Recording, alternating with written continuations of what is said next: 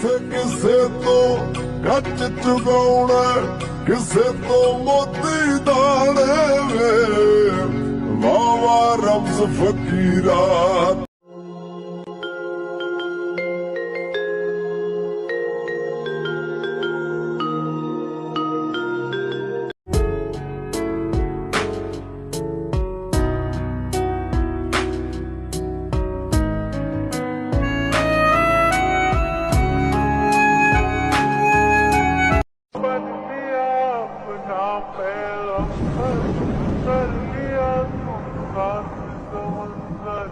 फिर भी तू खा